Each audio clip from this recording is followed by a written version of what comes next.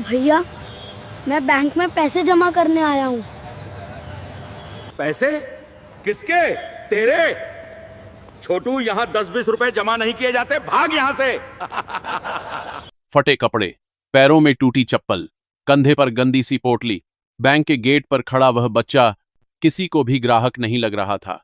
Guard ने ऊपर से नीचे देखा और तुरंत हाथ बढ़ाकर बोला, ए, बाहर जाओ। यहाँ मत खड़े रहो। बच्चा घबरा गया, लेकिन रुका नहीं। आसपास खड़े लोग भी हंसने लगे। फिर भी गार्ड ने मजाक में रास्ता दे दिया, जा, अंदर देख ले, पर लाइन में मत घुसना। और बाहर की गरीबी से बिल्कुल अलग दुनिया। बच्चा काउंटर के पास पहुंचा। मुझे पैसे जमा करने हैं। काउंटर पर बैठी कर्मचारी ने उसकी पोटली की तरफ देखा और हंसते हुए बोली, इसमें कितने होंगे? 100, 200। दूसरे काउंटर से आवाज आई, अरे पहले असली ग्राहकों का काम निपटाओ। बच्चे को किनारे बैठा दिया गया। वह बच्चा पोटली सीने से लगाकर बेंच पर बैठा रहा। एक हर मिनट डर बढ़ता जा रहा था। वह खुद ही उठकर फिर काउंटर पर आ गया। आंखों में आंसू थे। मैडम, प्लीज पैसे जमा कर लीजिए। अगर ये खो गए तो मेरे माँ बाप बहुत परेशान हो जाएंगे। इस बार कर्मचारी झल्ला गई। अरे ठीक है, खोलो पोटली, देखते हैं क्या लाया है। जैसे ही पोटली खुली, कमरे की हवा बदल गई। पोटली में ऐसा क्या था जो बैंक वालों की भी आंखें डटी रह गई। जानने के लिए पूरी वीडियो लास्ट तक जरूर देखें दोस्तों। सुबह के 11 बजे थे। उस बैंक के अंदर ऐसी की ठंडी हवा थी। बाहर की गरीबी से बिल्कुल अलग दुनिया थी। महंगे सूट पहने बिजनेसमैन आ जा रहे थे। बुजुर्ग दंपति जिनके पास शायद फिक्स्ड डिपॉजिट्स थे। युवा कपल्स जो होम लोन्स के लिए आए थे। और सब जगह सक्सेस, प्रॉस्पेरिटी और पावर की खुशबू। बच्चा धीरे धीरे अंदर घुसा। उसके पैर कांप रहे थे। पोटली को वह सीने से लगाए रखा जैसे उसमें उसकी पूरी दुनिया थी। काउंटर के पास पहुंचा। 3 काउंटर थे, सब बिजी थे। पहले काउंटर पर एक महिला एम्प्लॉई बैठी थी जो एक बड़े आदमी के साथ कुछ पेपर्स पर दस्तखत कर रही थी। दूसरे पर एक पुरुष एम्प्लॉई जो मेजर ट्रांजैक्शंस को हैंडल कर रहे थे। तीसरे पर एक लेडी जो सबसे ज्यादा बिजी लग रही थी। बच्चा तीसरे काउंटर के पास खड़ा हो गया। मुझे पैसे जमा करने हैं। उसकी आवाज बहुत छोटी थी। काउंटर पर बैठी कर्मचारी ने, जिसका नाम था प्रिया, अपनी नजर उठाई।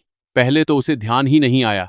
फिर उसने देखा गंदे कपड़ों में एक छोटा बच्चा एक पुरानी झूठी पोटली पकड़े हुए। प्रिया की मुस्कुराहट एक पल के लिए रुकी, फिर जोर से हंस पड़ी। पैसे जमा करने? इसमें कितने होंगे?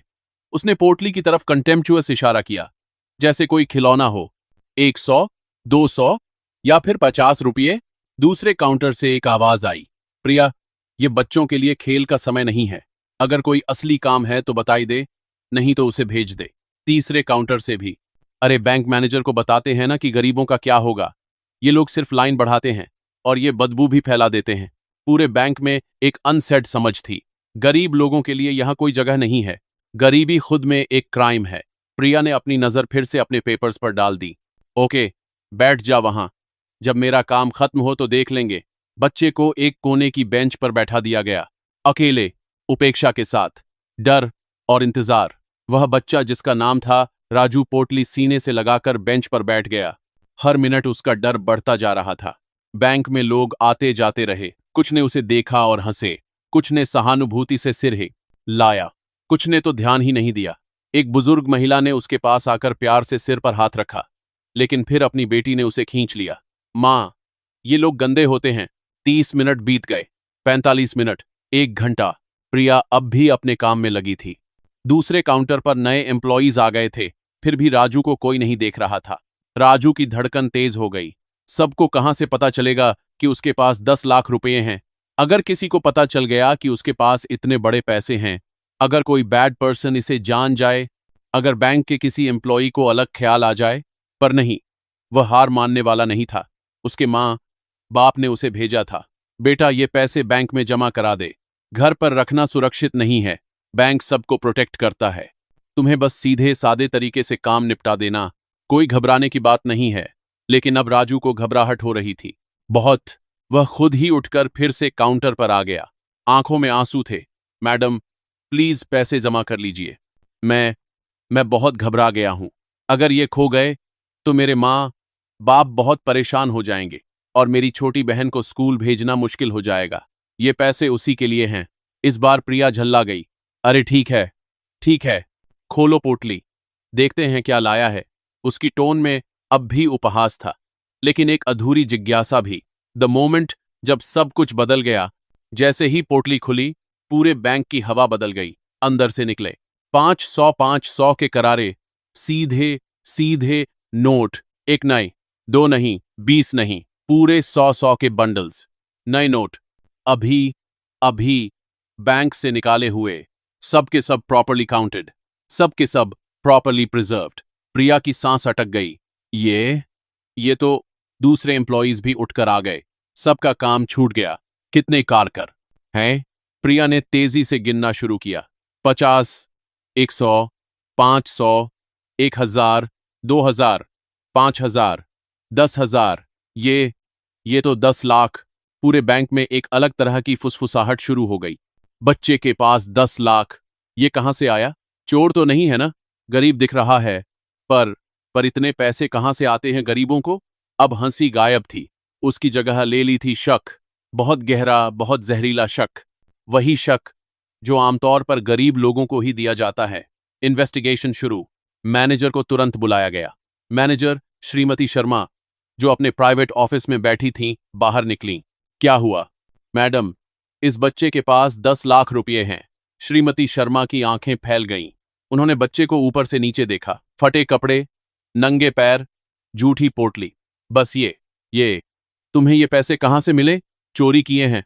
किसी से लूटे हैं? या तुम्हारे माता पिता ने ये पैसे गलत तरीके से कमाए हैं? राजू का चेहरा सफेद पड़ गया। नहीं मैडम, मेरे पर उसकी बात किसी ने नहीं सुनी। श्रीमती शर्मा ने तुरंत अपना फोन निकाला। पुलिस को बुलाइए, तुरंत। पुलिस आती है। पुलिस आई। थानेदार खुद नहीं आए, 2 कांस्टेबल्स आए, वो भी जल्दबाजी में। उन्होंने बच्चे की बांह पकड़ी। चल, थाने चलते हैं। राजू की पूरी दुनिया एक पल में बदल गई। घबराहट, डर, अकेलापन। लोग देख रहे हैं, सब हंस रहे हैं। हाँ, गरीब लोग ही चोर होते हैं। देख लिया ना? राजू सारी रात रो चुका था, अब रो भी नहीं सकता था। मैंने कुछ नहीं चुराया। सच, ये पैसे मेरे माँ बाप ने खेत बेचकर दिए हैं। पर किसी के कान में बात नहीं गई। पोटली और सारे पैसे एक प्लास्टिक बैग में डाल दिए गए। एक पुलिस टैग लगा दिया गया, एविडेंस, एग्जिबिट ए, और राजू को पकड़कर ले जाया गया। बैंक के लोग देखते रह गए। कोई नहीं बोला, कोई नहीं रुका। थाने में इनजस्टिस की शुरुआत। थाने में थानेदार सिंह बैठे थे। ग्रम्पी, तेज आवाज वाला आदमी। उसे किसी में दिलचस्पी नहीं थी, बस अपना काम पूरा करना। बहुत से केसेस, बहुत से बच्चे, बहुत से झूठे आरोप। सच सच बता, वह गर्जा। कहां से चुराए ये पैसे? किसके घर में डकैली डाली? किस दुकान को लूटा? किस एटीएम को तोड़ा? राजू रो रहा था। मैंने कुछ नहीं किया सर। ये पैसे मेरे दादा की जमीन थी। शहर बड़ा हुआ तो जमीन का प्राइस बढ़ गया। मेरे पापा ने आधा खेत बेच दिया। उस पैसे से मेरी बहन को स्कूल भेजेंगे। उसकी आवाज कांप रही थी, पर थानेदार हंस रहा था। अपने तू जैसे के? अरे, ये सब फेक स्टोरीज सबके पास होती हैं। हाँ, तूने ही चुराए होंगे। थानेदार ने फाइल खोल दी। एक नई फाइल, एक नया केस, और लिखना शुरू किया। डेट, आज की तारीख, नाबालिग को चोरी का आरोप, arrested without warrant, stolen cash, 10-0-0, suspected criminal activity. दूसरे केसेस के लिए भी संदेह है। बस ऐसे ही, बिना किसी इन्वेस्टिगेशन के, बिना किसी प्रॉपर क्वेश्चनिंग के, बिना किसी अथॉरिटी के, सिर्फ इसलिए कि बच्चा गरीब दिखता है। माता पिता की आशा। उसी रात राजू के माता पिता को खबर मिली। उनकी दुनिया धराशायी हो गई। अगले सुबह वे थाने पहुंचे, रोते बिलखते। हमारा बेटा चोर नहीं है, हमारा बेटा ऑनेस्ट है। ये पैसे कहां से आए, ये हम बता सकते हैं। पर थानेदार ने उन्हें भी झूठ का दोषी बताया। तुम दोनों मिलकर चोरी करते हो, बेटे को भेजते हो काम करने के लिए, और फिर ये बहाना बना रहे हो। नरेश और मीना, राजू के माता पिता, असहाय थे।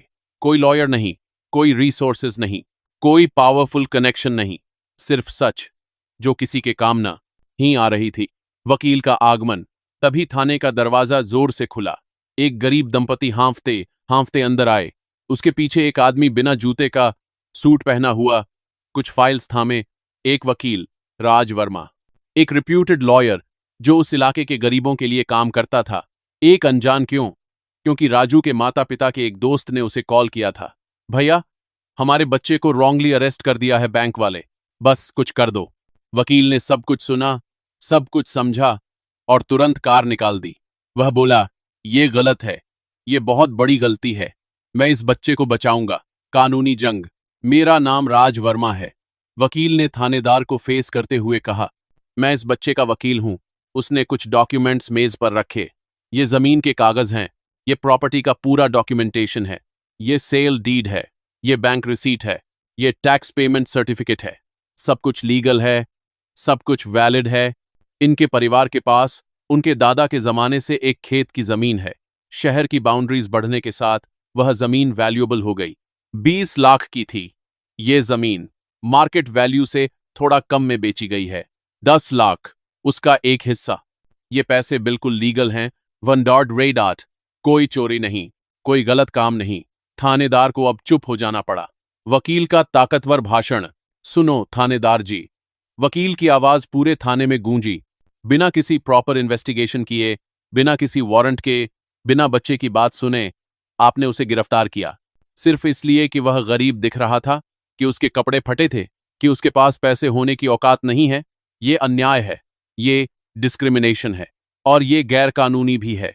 मैं आपको इन्फॉर्म करना चाहता हूं कि ये बच्चा राजू एब्सोल्युटली इनोसेंट है और आप उसे गलत तरीके से अरेस्ट करके एक बहुत बड़ा लीगल वायलेशन कर चुके हो।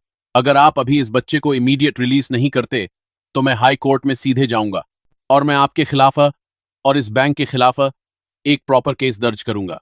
फॉल्स अरेस्ट का, विरियार, रॉन्गफुल इम्प्रिजनमेंट का, डिस्क्रिमिनेशन का। ये बच्चा इस सिस्टम का विक्टिम है, लेकिन मैं उसे जस्टिस दिलवाऊंगा। थानेदार सिंह का चेहरा लाल हो गया, बहुत लाल। आप तो अपना फर्ज निभा रहे हैं, लेकिन बिना प्रूफ के किसी को गिरफ्तार करना, वह भी बच्चे को, ये तो अनफेयर है और मैं अभी लीगल नोटिस इश्यू करूंगा। थानेदार को पता था कि वह गलत था, पूरी तरह गलत। कुछ घंटों बाद राजू को छोड़ा गया। उसके माता पिता उसे गले लगा रहे थे, आंसू बह रहे थे, खुशी के, राहत के। लेकिन सिर्फ यही नहीं हुआ। बैंक के मैनेजर को एक फॉर्मल नोटिस दिया गया। आपने बिना किसी प्रॉपर इन्वेस्टिगेशन किए, सिर्फ गरीबी के आधार पर एक बच्चे को सस्पेक्ट किया। ये gross violation of customer rights है। आपको इमीडिएट सेंसिटिविटी ट्रेनिंग दी जाएगी। आपके बैंक की इंटरनल पॉलिसीज में मेजर सुधार होंगे और अगर भविष्य में ऐसी कोई घटना हुई तो आपके खिलाफ स्ट्रिक्ट एक्शन लिया जाएगा। बैंक के सारे एम्प्लॉयज, प्रिया से लेकर दूसरे, सब अपनी जगह शर्मिंदा बैठे थे। थानेदार को भी एक फॉर्मल वार्निंग दिया गया। उसके रिकॉर्ड में एक नोट जोड़ा गया, illegal arrest of a minor without warrant, to be monitored in future. अगले दिन बदलाव की शुरुआत। अगले दिन राजू अपने माता पिता के साथ फिर से बैंक गया। इस बार पूरा एटमॉस्फेयर अलग था, सब सहज था, सब शांत था। मैनेजर खुद उसे वेलकम किया। बेटा, मुझे माफ कर दो, हमने तुम्हें गलत ट्रीट किया। ये बैंक की गलती थी, हमारी फेलियर थी। प्रिया ने शर्मिंदगी से अपने कंधे झुका दिए। बेटा, मुझे सच में बहुत सॉरी हूं, मैं तुम्हें गलत समझी थी। मैंने तुम्हें सिर्फ तुम्हारे कपड़ों से जज किया और ये बहुत गलत था। प्लीज मुझे माफ कर दो। राजू ने सिर्फ माथा लगा दिया, कोई शब्द नहीं। शब्दों की जरूरत नहीं थी। खाता खोला जाता है। और इस बार जब राजू के पैसे जमा किए गए तो उसे एक स्पेशल सेविंग अकाउंट दिया गया। 10 लाख का इनिशियल डिपॉजिट। सीनियर मैनेजर ने खुद अकाउंट खोला। सबसे प्रॉपर हेल्प दी गई। एटीएम कार्ड दिया गया, पासबुक दी गई, ऑनलाइन बैंकिंग सेटअप दी गई और एक स्पेशल टोकन ऑफ रिस्पेक्ट दिया गया, एक पिगी बैंक, जिस पर लिखा था, to Rajkumar age 11, a young man with integrity and courage, your honesty will take you far. गरीब पिता अपने बेटे की बहादुरी पर फूला न समा रहा था। उसकी आंखों से खुशी के आंसू बह रहे थे। मेरा बेटा, मेरा गर्व। मां अपने बेटे को गले लगा रही थी। तुमने ये सब सहा, फिर भी सच रहे। बहुत गर्व है मुझे। Systemic change. कुछ महीनों बाद उस बैंक में एक नोटिस लगा, एक बहुत बड़ा नोटिस, सबके सामने। Important message to all customers and staff. अगर हम किसी को सिर्फ उसके कपड़ों से जज करेंगे तो हम गलत करेंगे। गरीबी कोई क्राइम नहीं है। हर ग्राहक, चाहे वह कितना भी गरीब दिखता हो, डिजर्व्स इक्वल रिस्पेक्ट और डिग्निटी। हर ट्रांजैक्शन वैलिड है, चाहे वह 50 का हो या 50 लाख का। हम सब कस्टमर्स को समानता और सम्मान के साथ ट्रीट करेंगे। ये हमारी कमिटमेंट है, ये हमारा प्रॉमिस है। हर एम्प्लॉय को कंपल्सरी सेंसिटिविटी ट्रेनिंग दी जाएगी। धन्यवाद एक बच्चे को जिसने हमें इंसानियत सिखाई। उस नोटिस के नीचे एक तस्वीर थी, राजू की हाथ जोड़े, शांत चेहरा, आंखों में गरिमा, उसके हाथ में अपने नए एटीएम कार्ड, उसके चेहरे पर एक शांत मुस्कुराहट। Final message. दोस्तों, यह एक कहानी है, लेकिन यह कोई फिक्शनल कहानी नहीं है। यह उन लाखों लोगों की कहानी है जो हर दिन ऐसी डिस्क्रिमिनेशन का सामना करते हैं। गरीबी कपड़ों में होती है, इंसान में नहीं। पैसा बैंक में जमा होता है, दिल में नहीं। जो व्यक्ति सिर्फ दिखावे से फैसला करता है वह अक्सर सच के सामने शर्मिंदा हो जाता है। एक बच्चा जिसके कपड़े फटे थे ने पूरे बैंक को सीख दे गया कि इंसानियत सबसे बड़ी दौलत है। अगर यह कहानी आपको सोचने पर मजबूर कर गई हो तो लाइक करें, सब्सक्राइब करें और कमेंट में लिखें, इंसानियत सबसे बड़ी दौलत है। क्योंकि जब तक हम दूसरों को उनके कपड़ों से नहीं, उनके दिल से देखेंगे, तब तक बहुत सी खूबसूरत कहानियां हमारे सामने से गुजर जाएंगी बिना हम उन्हें देख सकें। हर बच्चा, हर गरीब, हर इंसान, सबके पास एक कहानी है, सबके पास एक सपना है, सबके पास एक अधिकार है, सम्मान का, गरिमा का, समानता का।